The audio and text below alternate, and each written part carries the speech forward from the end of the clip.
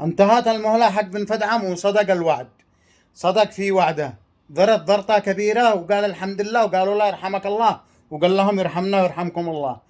قلنا لكم والله ما يقدروا يوجهوا ضرطة لا صنعاء. هذا مش موضوعنا. أنا موضوعنا قبحكم الله يا آل سعود اللي بتستغفلونا وبتحسبونا غافلين عما بتفعلوا، يلي بتحسبونا غافلين وإن احنا في غفلة وإن احنا مما بتفعلوه. اليوم دخلتوا باسم مساعدات واحنا دارين ان هذه القواطر التي دخلت كلها اسلحه موجهه للتخريبيين والتكفيريين. هذا هو عملكم يا دول الخليج، يا حفاة يا رعاة، انتم والامارات بتدعموا الشعوب على اساس تتقاتل بينتها بين، والشعوب الذي هي رزاح الأمة الإسلامية، الشعوب الذي هي بتتكلم على الأمة الإسلامية، الشعوب الذي بتناضل وبتناصر أخوها البعيد والقريب، بتخلوهم يقاتلوا بعضهم بعض. أنا الإمارات بتدعم لها السودان وليبيا والصومال، وانتم تجعلوا باليمن سودان جديد.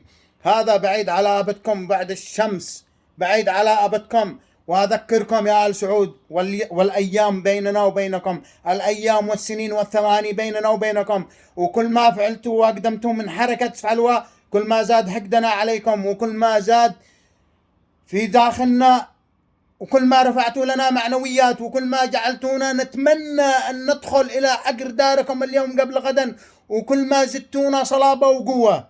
أنتوا افعلوا هذه العمايل الخبيثة الوسخة التي لا تخدم إلا الشيطان. ادعموا التكفيريين، ادعموا التخريبيين، دخلوا السلاح. عصا بيد عجوز، كل ما بتفعلوه عصا بيد عجوز. والأيام الماضية أثبتت هذا الكلام، لا هو كلامي ولا شيء. الأيام الماضية أثبتت هذا الكلام للعالم. مدرعاتكم حرقت، جنودكم أسروا، جنودكم قتلوا، اختلط الدم الإماراتي مع الدم السعودي مع الأمريكي مع الإسرائيلي في مارب صاروخ تشكى، اختلط دمكم مع دم أعداء هذه الأمة بصاروخ. وادروا واعلموا ان نهايتكم اقسم بالله العظيم انها مخزية، وان بيكون نهايتكم وخزيكم والعار الذي بيلحقكم على ايدي المستضعفين في هذا الوطن، ايدي المستضعفين اليمنيين.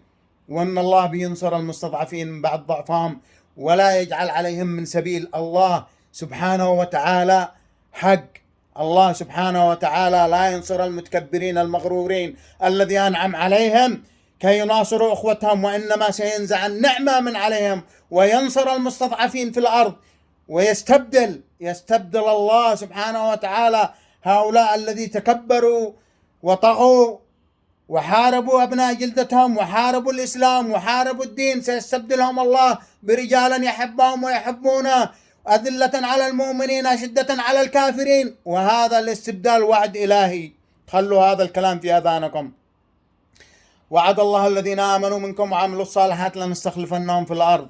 لا الذين آمنوا دعموا المسلمين يتحاربوا ما بينتهم بين، ولا الذين الله رزقهم ودى لهم ومدى لهم الله من نعم، بدل ما يراعوا حق الجار، وبدل ما يشوفوا المحتاج، وبدل ما يشوفوا الفقير، وبدل ما ينهض الدولة التي جنبهم، بيدعموا أهلها وشعوبها أن يتقاتلوا بينتهم البين. والله العظيم هذا أنتم تجردتوا عن الدين، هذا أنتم بتستهينوا بقدرة الله سبحانه وتعالى أنها حق، ونسيتوا أن الكبر هو من عمل الشيطان، وأن الشيطان طرد من رحمة الله بسبب هذا الكبر.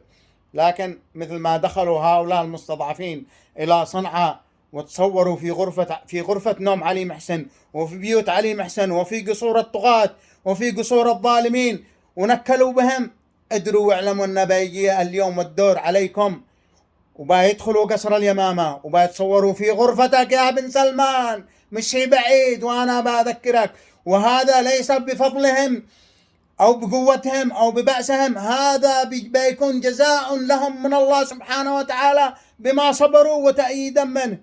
وبيننا احنا وانتوا الأيام والسنين، وبتثبت الأيام كلامي وبتشوفوا.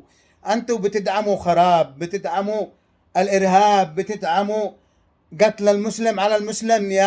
يا كم من زنديق. أين الأحاديث؟ أهون على الله أن تهدم الكعبة حجرا على أن لا يراق دم امرأ مسلم. قبحكم الله، أرقت دماء مسلمين وليس مسلم واحد، أرقت دماء شعوب. وتغتروا وتتكبروا مثل فرعون.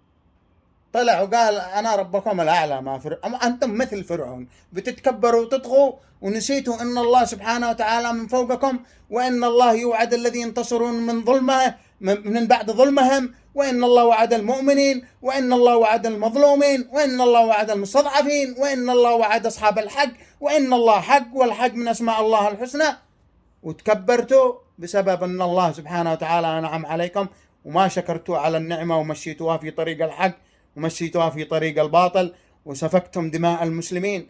لكن دماء هذه المسلمين ودماء الأطفال في اليمن ودماء النساء ودماء كل رجل أو امرأة أو طفل استشهد في هذا الوطن، أقسم بالله إن دمه بيكون وصمة عار على جبينكم، بيلاحقكم من اليوم إلى يوم الدين، بيكون لكم الخزي في الدنيا والعاقبة في الآخرة خزي وعذاب أليم. هذا العلم سلامة.